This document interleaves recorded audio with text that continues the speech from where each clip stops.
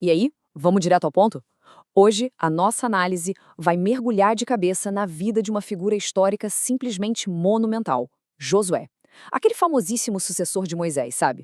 A gente vai desvendar passo a passo aquele baita enigma que ainda existe sobre a vida privada dele.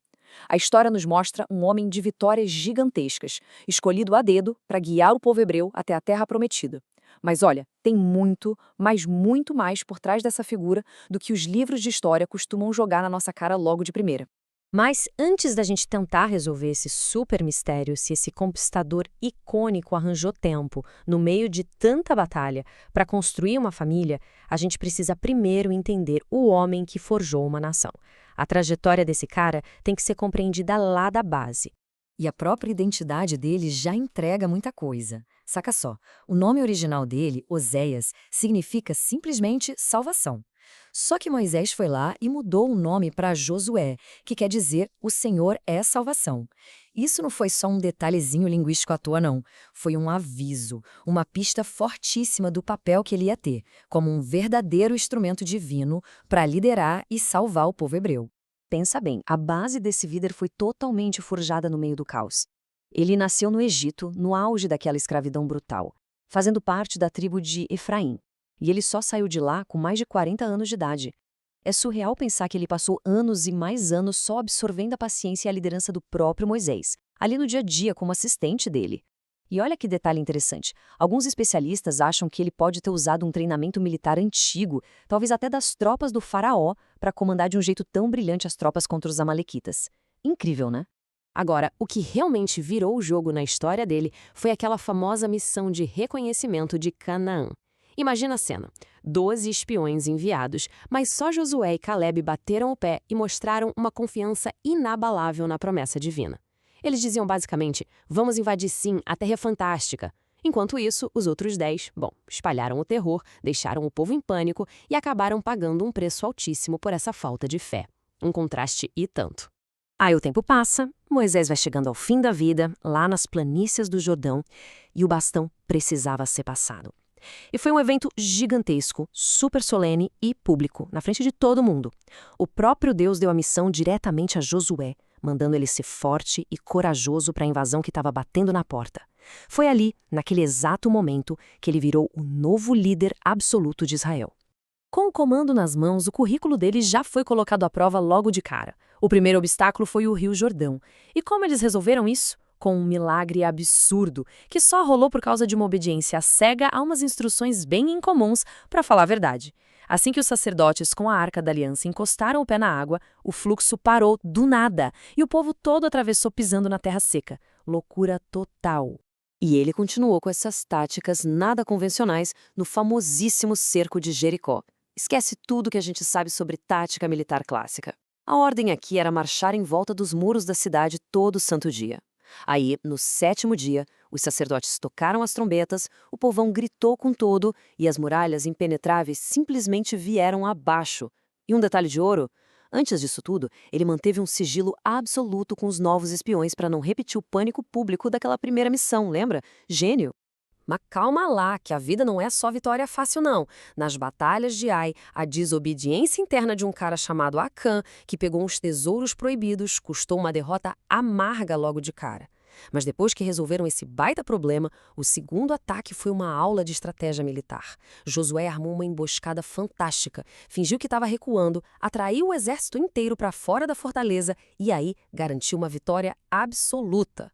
As campanhas desse cara eram cheias de eventos de cair o queixo, totalmente sem precedentes. A gente tem uma marcha noturna surpresa de Gilgal até Gibeon, uma tempestade de granizo colossal, mandada pelo Senhor que derrubou muito mais inimigos que as próprias espadas, e claro, aquele momento épico em que o sol e a lua pareceram simplesmente congelar no céu, ali do ponto de vista de quem estava na terra. Tudo isso para dar o tempo exato para ele esmagar os adversários. Então, com esse currículo militar irretocável gravado na pedra da história, a gente esbarra de novo naquela grande pergunta. Os textos focam tanto no guerreiro público que fica aquela pulga atrás da orelha. Mas quem foi a esposa dele?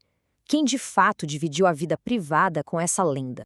Bom, com o passar dos séculos, surgiu uma teoria fortíssima de que ele teria se casado com Raabe. Sim, aquela mulher lá de Jericó que escondeu e salvou os espiões israelitas. Essa ideia ganhou muita força em algumas tradições porque, convenhamos, simbolizaria perfeitamente a inclusão de estranheiros na comunidade de Deus.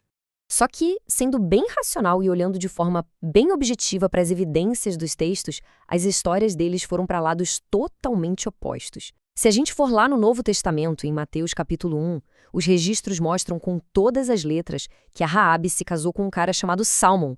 E mais, ela virou uma ancestral super importante na linhagem do rei Davi e do próprio Jesus. Enquanto isso, nosso líder militar seguiu a própria jornada dele. Ah, e a gente tem que falar de um boato bem moderno que está circulando por aí. É o que a gente pode chamar de efeito novela.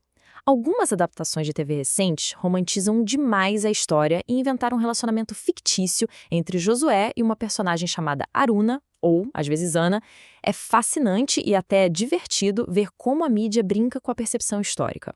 E é aí que mora o perigo de achar que dramatização é fato absoluto.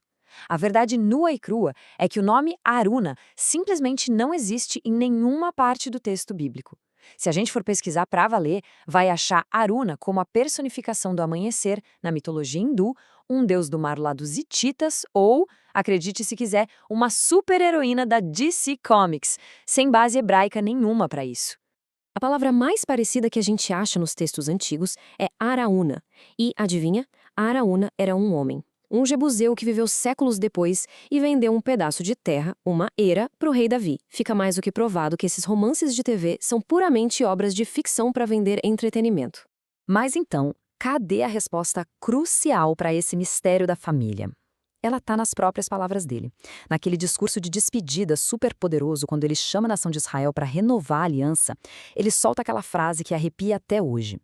Porém, eu e a minha casa serviremos ao Senhor. E olha só como o peso da cultura muda tudo. Lá na antiguidade, quando alguém falava minha casa, não estava se referindo a uma estrutura de pedra e madeira, não. Isso significava um núcleo familiar ativo. Ou seja, essa pequena expressão é a prova cultural de que ele liderava, sim, uma família, assumindo total responsabilidade pela direção espiritual da casa dele, com a mesmíssima firmeza que usou para guiar a nação. Além dessa prova, a gente tem que lembrar do mandato da época. O casamento não era só uma opção, era fortemente incentivado, quase obrigatório, principalmente para os líderes hebreus. A família era a base de tudo para passar a fé e a aliança com Deus adiante. Seria altamente improvável, quase impensável, um líder do tamanho dele ficar solteirão naquele contexto histórico.